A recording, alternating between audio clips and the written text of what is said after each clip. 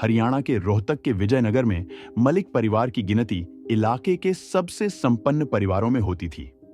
घर के मुखिया प्रदीप मलिक, जिन्हें पूरे शहर में बबलू पहलवान के नाम से जाना जाता था, पेशे से एक प्रॉपर्टी डीलर थे। उनका परिवार छोटा लेकिन खुशहाल था। पत्नी संतोष देवी उर्फ बबली, बेटा अभिषेक मलिक उर्फ मोनू और बेटी तमन्ना उर्फ नेहा। शान और शौकत की कोई कमी नहीं थी। आलीशान घर, महंगी गाड़ियां, बच्चों के हाथों में आईफोन और दोनों भाई बहन के पास एप्पल के लैपटॉप, ये सब इस परिवार की रईसी को दर्शाने के लिए काफी थे। लेकिन इस चमक धमक के पीछे एक ऐसा राज छिपा था जिसने पूरे घर की शांति छीन ली थी। पिछले कुछ दिनों से अभिषेक 5 लाख रुपए की जिद कर रहा था। पिता ने कभी भी पैसे देने से इनकार नहीं किया, लेकिन जैसे ही घर वालों को इस मांग की असली वजह पता चली, सबके पैरों तले जमीन खिसक गई। परिवार के लिए यह सच इतना चौंकाने वाला था कि उन्होंने अभिषेक पर सख्त पाबंदियां लगा दी। आखिर ऐसी क्या वजह थी जो इतने अमीर परिवार को भी हिलाकर रख दिया? इस खौफनाक हकीकत को जानने के लिए बने रहिए हमारे साथ। 27 अगस्त 2021, ये तारीख अभिषेक मलिक के लिए किसी बुरे सपने से कम नहीं थी। पिछले 20 दिनों से वह घर में कैदी की तरह बंद था। परिवार के सख्त रवैये ने उसे तोड़कर रख दिया था। ना कोई उससे ठीक से बात करता, ना ही कोई उसकी ओर देखता। मां और बहन तक उसे नजरें चुराने लगी थीं। बस उसकी नानी रोशनी देवी ही थी जो उसके साथ 2 शब्द बोल लेती और उसका ख्याल रखती। उस दिन घर में सभी मौजूद थे, यहां तक कि उसके पिता बबलू पहलवान भी किसी काम से बाहर नहीं गए थे। लेकिन जब अभिषेक को महसूस हुआ कि परिवार की पाबंदियां शायद थोड़ी ढीली पड़ी हैं, तो उसने सोचा, क्यों ना थोड़ी देर के लिए बाहर घूम आऊं। सुबह 11 बजे बिना किसी को कुछ बताए वह घर से निकल गया। विजयनगर के पास उसका खास दोस्त कार्तिक दिल्ली से उससे मिलने आया था।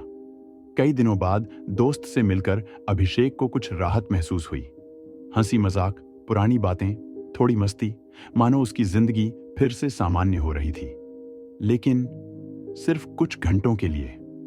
दोपहर 2:30 बजे जब अभिषेक घर लौटा, तो सामने जो नजारा था उसने उसकी सांसें रोक दी। घर के सभी कमरे बाहर से बंद थे।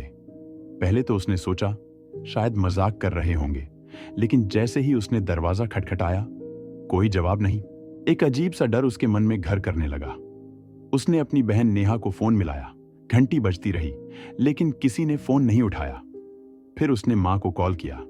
इस बार रिंगटोन घर के अंदर से सुनाई दी, लेकिन फिर भी कोई जवाब नहीं आया। अब तक उसके माथे पर पसीना आ चुका था। आखिरी उम्मीद के तौर पर उसने अपने पिता बबलू पहलवान को कॉल लगाया, लेकिन नतीजा वही। फोन बजता रहा, लेकिन कोई जवाब नहीं। आखिर ऐसा क्या हुआ था? घर के सभी लोग कहां गए? क्या यह महज इत्तेफाक था या फिर कुछ ऐसा जो अभिषेक की जिंदगी हमेशा के लिए बदलने वाला था? अभिषेक का दिल तेजी से धड़क रहा था। फोन लगातार बज रहे थे, लेकिन घर के अंदर से कोई जवाब नहीं मिल रहा था। हर बीतते पल के साथ उसकी घबराहट बढ़ती जा रही थी। कुछ तो बहुत बड़ा हुआ था, पर क्या? आखिरकार बिना देर किए उसने अपने मामा प्रवीण को कॉल लगाया। प्रवीण, जो कि सांपला में रहते थे और उसके पापा के बिजनेस पार्टनर भी थे, उन्होंने कॉल उठाया तो दूसरी तरफ से अभिषेक की घबराई हुई आवाज गूंजी।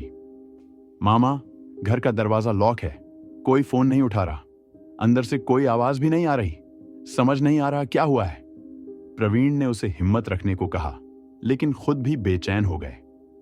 उन्होंने तुरंत घर के सभी सदस्यों को कॉल मिलाया, पर कोई जवाब नहीं। अब मामला सच में गंभीर लग रहा था। बेटा घबरा मत, मैं अभी निकल रहा हूं। प्रवीण ने इतना कहकर अपनी गाड़ी स्टार्ट की और तेज रफ्तार से अभिषेक के घर की ओर निकल पड़े। रास्ते में उन्होंने अपने कुछ खास लोगों को फोन किया और कहा, तुरंत वहां पहुंचो, कुछ गड़बड़ लग रही है। इधर मलिक परिवार के घर के बाहर भी हलचल तेज हो गई। पड़ोसियों और आसपास के लोगों को भी कुछ अजीब लगने लगा था। देखते ही देखते घर के बाहर भीड़ जमा होने लगी। अभिषेक के साथ कुछ लोगों ने दरवाजा तोड़ने की कोशिश की, लेकिन वह बेहद मजबूत था। तोड़ना आसान नहीं था। उसी दौरान पड़ोस के एक शख्स ने सुझाव दिया, अभिषेक, हमारी छत से कूदकर अपने घर में घुसने की कोशिश कर। यह सुनते ही अभिषेक ने एक पल भी गंवाए बिना दौड़ लगाई और पड़ोसी की छत पर चढ़ गया। अभिषेक ने तेजी से छत फांदी और सीधे अपने घर के अंदर जा घुसा। दिल बेतहाशा धड़क रहा था, दिमाग में हजारों सवाल घूम रहे थे। जैसे ही वह नीचे पहुंचा, उसने सबसे पहले मकान का मेन गेट खोला ताकि बाहर खड़ी भीड़ अंदर आ सके। लेकिन जैसे ही उसकी नजर ग्राउंड फ्लोर के कमरे पर पड़ी, उसके पैरों के नीचे से जमीन खिसक गई। कमरे के नीचे से खून बह रहा था। उसने वहीं खड़े खड़े देखा और आंखों से आंसू छलक पड़े। आसपास खड़े लोग भी सन्न रह गए। नहीं, नहीं, ये क्या हो रहा है? अभिषेक बुरी तरह कांप उठा। सबने मिलकर कमरे का दरवाजा तोड़ा और जो देखा उसने सबको झकझोर कर रख दिया। सोफे पर बैठे बैठे प्रदीप मलिक उर्फ बबलू पहलवान की लाश पड़ी थी। पापा, पापा! अभिषेक जोर जोर से चीखने लगा। इतने में उसके मामा प्रवीण भी वहां पहुंच गए। जैसे ही उन्होंने अपने बहनोई प्रदीप की लाश देखी, उनका कलेजा छलनी हो गया। लेकिन किसी तरह हिम्मत जुटाते हुए उन्होंने अभिषेक से कहा, ऊपर जा, मां, नानी और नेहा वहीं हो सकती हैं। अभिषेक ने फौरन आंसू पोंछे और नेहा, नेहा चिल्लाते हुए सीढ़ियां चढ़ने लगा। पहली मंजिल का कमरा भी बाहर से बंद था। सभी ने मिलकर दरवाजा तोड़ा। जैसे ही दरवाजा टूटा, सबकी आंखें फटी की फटी रह गईं। अंदर का नजारा इतना खौफनाक था कि किसी के भी होश उड़ जाएं। कमरे में सबसे पहले अभिषेक की मां संतोष देवी की लाश थी, फिर उसकी नानी रोशनी देवी और आखिर में उसकी बहन नेहा की लाइफलेस बॉडी जमीन पर पड़ी थी। पूरा परिवार खत्म हो चुका था। अभिषेक के सिर पर जैसे आसमान टूट पड़ा। लेकिन सवाल यह था, आखिर ये सब किया किसने? क्या ये कोई खौफनाक साजिश थी या फिर इस हत्याकांड के पीछे कोई ऐसा सच था जिसे जानकर पूरा शहर दहल उठता? अपने पूरे परिवार को खून से लथपथ देखकर अभिषेक पागलों की तरह चीखने चिल्लाने लगा। उसकी आंखों के सामने उसकी दुनिया उजड़ चुकी थी। मां, बहन, नानी और पिता सब मौत की नींद सो चुके थे। मौके पर मौजूद मामा प्रवीण और बाकी लोग अभिषेक को संभालने की कोशिश कर रहे थे, लेकिन वो खुद भी अंदर से टूट चुके थे। घर का चिराग अकेला रह गया था, लेकिन इस वक्त हर सेकंड कीमती था। प्रवीण खुद को संभालते हुए भीड़ से निकले और तुरंत पुलिस को सूचना दी। पलक झपकते ही रोहतक के थाना शिवाजी कॉलोनी के प्रभारी सुरेश कुमार अपनी टीम के साथ घटनास्थल पर पहुंच गए। पुलिस की टीम ने सबसे पहले घर के अंदर मौजूद सभी लोगों को बाहर निकाला ताकि जांच सही तरीके से हो सके। सबूत जुटाने के लिए पूरे घर की बारीकी से तलाशी ली गई। हर कमरे की दीवारें खून से सनी थीं। घर की खुशहाल दीवारों ने अब एक भयानक रूप ले लिया था। एक एक कर मृतकों के शवों को कपड़े में लपेटकर बाहर निकाला गया। माहौल गमगीन था। भीड़ में खड़े लोगों की आंखों में खौफ और सवाल थे। आखिर यह खूनी खेल खेला किसने? पुलिस टीम ने इस हत्याकांड में बचने वाले इकलौते शख्स अभिषेक का बयान दर्ज किया। अभिषेक ने बताया कि उसके पिता एक प्रॉपर्टी डीलर थे और इस वजह से कई लोगों से दुश्मनी थी। उसने 2 लोगों के नाम भी पुलिस को बताए। क्या यह किसी पुरानी रंजिश का नतीजा था? जैसे ही यह जानकारी मिली, थाना प्रभारी एएसआई सुरेश कुमार ने मामले की जांच शुरू कर दी। पूरे मलिक परिवार की हत्या गोली मारकर की गई थी।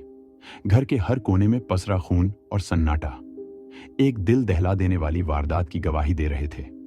पुलिस ने घटनास्थल की जांच पूरी कर लाशों को पोस्टमार्टम के लिए भेज दिया। टेक्निकल टीम की मदद से घर के सभी लोगों की आखिरी लोकेशन ट्रेस की गई और हर पहलू पर बारीकी से जांच शुरू हुई। जांच अधिकारी इंस्पेक्टर बलवंत सिंह ने केस से जुड़े हर शख्स के मोबाइल लोकेशन और बयानों को परखा, लेकिन तभी एक चौंकाने वाली बात सामने आई। अभिषेक की लोकेशन और उसके दिए गए बयान आपस में मेल नहीं खा रहे थे। जैसे ही पुलिस को यह शक हुआ, इंस्पेक्टर बलवंत सिंह ने अभिषेक से दोबारा पूछताछ की और इस बार अभिषेक ने अपना बयान बदल दिया। अब पुलिस को यकीन हो गया था कि इस हत्याकांड की कड़ियां अभिषेक की ओर ही इशारा कर रही थीं। उसी दौरान पोस्टमार्टम रिपोर्ट आई और जो खुलासा हुआ उसने पुलिस को हैरान कर दिया। रिपोर्ट के मुताबिक मलिक परिवार के सभी सदस्यों को उसी वक्त गोली मारी गई थी जब अभिषेक घर में ही मौजूद था। अब शक की सुई पूरी तरह से अभिषेक की ओर घूम चुकी थी। आखिरकार पुलिस ने अभिषेक को हिरासत में लेकर कड़ाई से पूछताछ शुरू कर दी, लेकिन वह बार बार पुलिस को गुमराह करने की कोशिश करता रहा।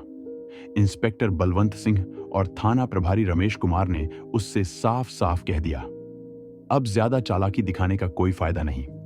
इस हत्याकांड के सारे सबूत तेरी ही तरफ इशारा कर रहे हैं। बेहतर यही होगा कि सच कबूल कर ले। आखिरकार जब हर सबूत उसके खिलाफ था, जब पुलिस ने उसे चारों तरफ से घेर लिया, तो अभिषेक ने घुटने टेक दिए। उसने रोते हुए कबूल किया, हाँ, मैंने ही अपने पूरे परिवार को गोलियों से भून दिया था। लेकिन आखिर अभिषेक ने इतना बड़ा कदम क्यों उठाया? क्या इसके पीछे कोई गहरी साजिश थी, या फिर वो किसी दबाव में आकर बना कातिल? बात 3 साल पहले की है। अभिषेक ने जैसे ही 12वीं पास की, उसके पिता प्रदीप मलिक ने उसे आगे कोई स्किल कोर्स करने की सलाह दी।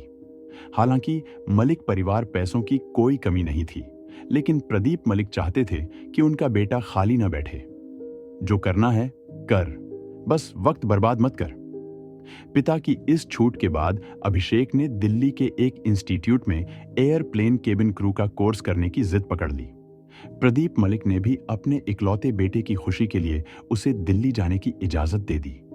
दिल्ली जाने के बाद अभिषेक की जिंदगी पूरी तरह बदल गई। यह पहली बार था जब उसे इतनी आजादी मिली थी। नई जगह, नए दोस्त, एक नई दुनिया। इंस्टीट्यूट में उसका बैच छोटा था, सिर्फ 10-12 स्टूडेंट्स थे। अभिषेक की सबसे जल्दी और गहरी दोस्ती कार्तिक से हुई। कार्तिक उत्तराखंड से था और दिल्ली में अपने रिश्तेदार के साथ रहता था। धीरे धीरे दोनों बेहद करीबी दोस्त बन गए। क्लास के बाद दिल्ली की गलियों में घूमना, महंगे रेस्टोरेंट में खाना, यह सब उनकी दिनचर्या बन चुका था। कभी स्टारबक्स, कभी मैकडॉनल्ड्स, कभी केएफसी, तो कभी बर्गर किंग। अभिषेक का लाइफस्टाइल पूरी तरह बदल चुका था। दिल्ली की चमक धमक और ऐशो आराम उसे पहले से कहीं ज्यादा भाने लगे थे। लेकिन क्या उसे अंदाजा था कि यही लाइफस्टाइल उसे एक दिन कातिल बना देगी? आखिर दिल्ली में ऐसा क्या हुआ जिसने उसे इतना बदल दिया? जब भी कार्तिक से उसकी मुलाकात होती, एक अजीब सी सिहरन उसके पूरे जिस्म में दौड़ जाती। कार्तिक की हंसी, उसकी बातें, उसकी आंखें, सब कुछ उसे सुकून देता। लेकिन यह सिर्फ दोस्ती थी या कुछ और? अभिषेक खुद इस सवाल का जवाब नहीं जानता था। वक्त बीतता गया। 2 साल तक दिल्ली की गलियों में उनकी दोस्ती चलती रही। लेकिन फिर एक दिन अभिषेक ने कार्तिक को अपने घर बुला लिया। वहां सबने उन्हें बेहद अच्छे दोस्त समझा, लेकिन उनके दिलों में चल रही हलचल को कोई नहीं जानता था। फिर एक रात जब दोनों साथ बैठे लैपटॉप पर फिल्म देख रहे थे, कार्तिक उसके बहुत करीब बैठा था। फिल्म स्क्रीन पर चल रही थी, लेकिन अभिषेक की नजरें तो बस कार्तिक के चेहरे पर टिकी थीं। दिल की धड़कन तेज हो गई और अगले ही पल अभिषेक ने कार्तिक की गर्दन पर हल्का सा चूम लिया। कमरे में कुछ पल के लिए खामोशी छा गई, लेकिन यह खामोशी ज्यादा देर तक नहीं रही। कार्तिक ने धीरे से अभिषेक का हाथ पकड़ा और उसकी गर्दन पर भी एक चुंबन दे दिया। उस पल अभिषेक को एहसास हुआ कि उसने पहले कभी ऐसा महसूस नहीं किया था। एक नई दुनिया का दरवाजा खुल चुका था। एक ऐसा रिश्ता जिसे समाज के नाम नहीं, बल्कि दिल की आवाज का नाम दिया जा सकता था। इसके बाद वो अक्सर मिलते, उन पलों को जीते, अपनी ख्वाहिशों को बेखौफ पूरा करते। 3 साल तक दिल्ली में कैबिन क्रू की ट्रेनिंग करने के बाद जब वह अपने घर लौटा, तो एक चीज बदल चुकी थी। अब उसका दिल वहीं दिल्ली में छूट चुका था, कार्तिक के पास। अब उससे मिलना पहले जितना आसान नहीं था। फासले बढ़ने लगे, लेकिन दिल की नजदीकियां और गहरी होती चली गईं। जब भी मौका मिलता, अभिषेक कार्तिक को रोहतक बुला लेता। अगर मिल नहीं पाते तो घंटों फोन पर बातें करते, मानो एक दूसरे के बिना रहना नामुमकिन हो गया हो। पर सिर्फ प्यार नहीं, एक और जंग चल रही थी, अभिषेक की अपनी पहचान की जंग। कार्तिक के बिना उसकी दुनिया अधूरी लगने लगी थी, लेकिन इन मुलाकातों ने उसे एक और एहसास दिलाया। वो बाकी लोगों से अलग था। वह अक्सर सोचता, मैं लड़का तो हूं, लेकिन अंदर से खुद को लड़की जैसा क्यों महसूस करता हूं। धीरे धीरे उसने अपने असली रंग को पहचानना शुरू किया। जब भी घर में अकेला होता, तो अपनी बहन नेहा के कपड़े पहनकर, हल्का मेकअप कर आईने में खुद को निहारता। एक नया अभिषेक उसे उस शीशे में दिखता। पहले जो रंग उसे पसंद नहीं आते थे, अब वही हल्के और चमकीले रंग उसे अपनी ओर खींचने लगे। उसके फैशन, स्टाइल और सोच में बदलाव आने लगा था, मानो वो अपने सच्चे रूप की तलाश में था। साल 2020 का अगस्त, यही वो वक्त था जब अभिषेक ने अपने दिल की आवाज सुनी। अब उसे किसी और की नहीं, सिर्फ खुद की सच्चाई को अपनाना था। अब वो और छुपकर नहीं जीना चाहता था। उसने ठान लिया, जो वह अंदर से महसूस करता है वही वह हकीकत में भी बनेगा। वह लड़की बनना चाहता था, लेकिन यह इतना आसान नहीं था। अभिषेक ने घंटों इंटरनेट खंगालना शुरू किया। उसे पता चला कि ऑपरेशन के जरिए लिंग परिवर्तन संभव है।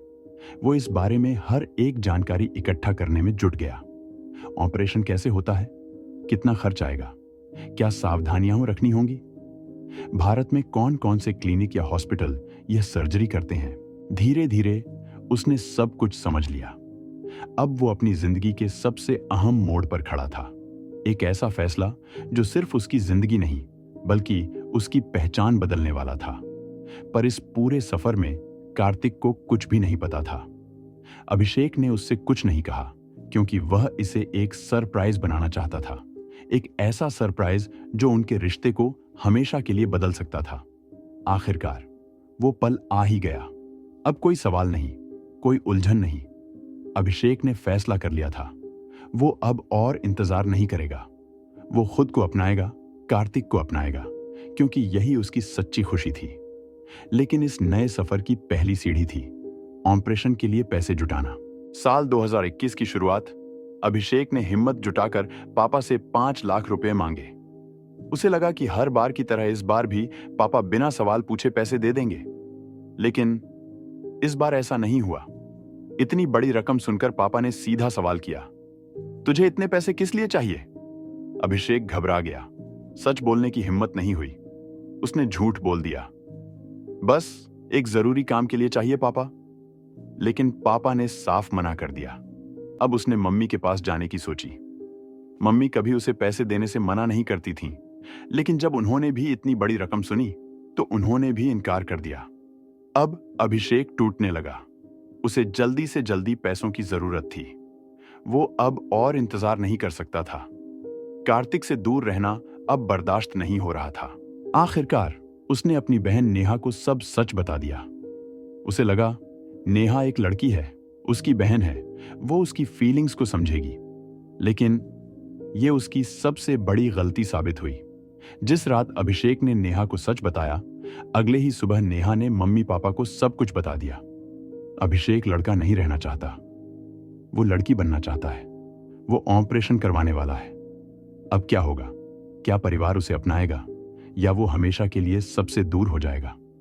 जिस दिन का उसे सबसे ज्यादा डर था, वो दिन आखिरकार आ ही गया। अभिषेक जब घर लौटा तो पापा और मम्मी के चेहरे देखकर ही समझ गया। नेहा ने सब कुछ बता दिया था। चुप्पी के तूफान के बीच पापा ने उसे अपने कमरे में बुलाया।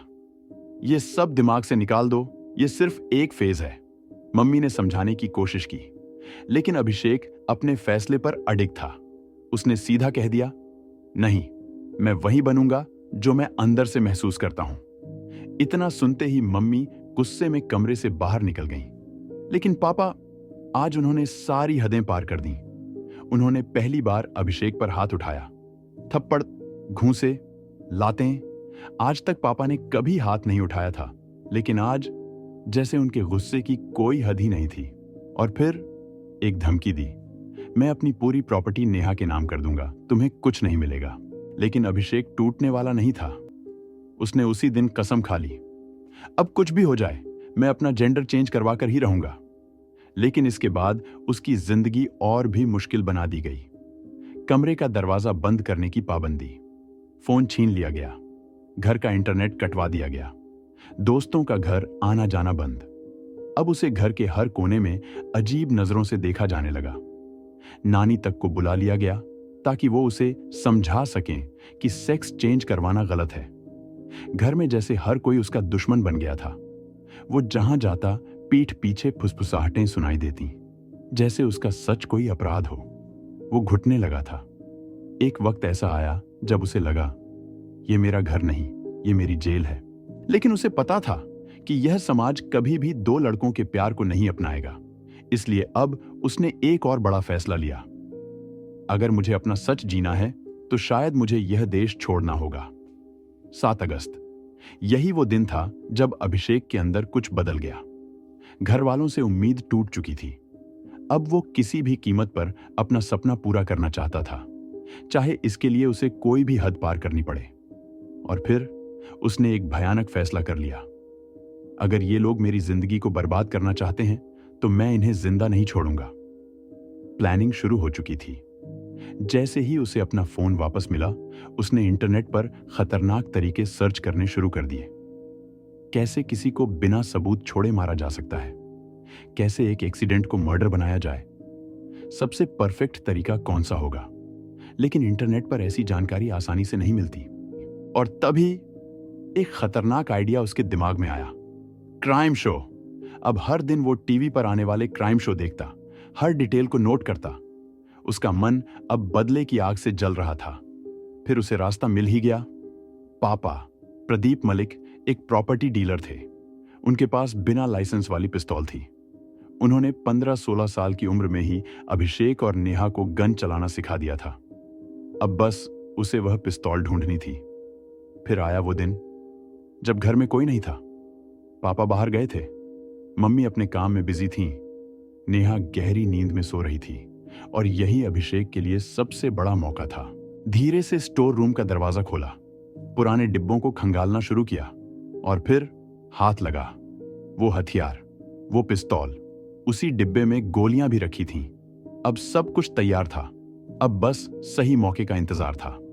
25 अगस्त 2021। अभिषेक ने कार्तिक को रोहतक बुलाया। घर वालों से झूठ बोला, मुझे काम से बाहर जाना है, और सीधा अपने प्यार से मिलने निकल पड़ा। उस दिन उसने अपने दिल के सारे अरमान पूरे कर लिए।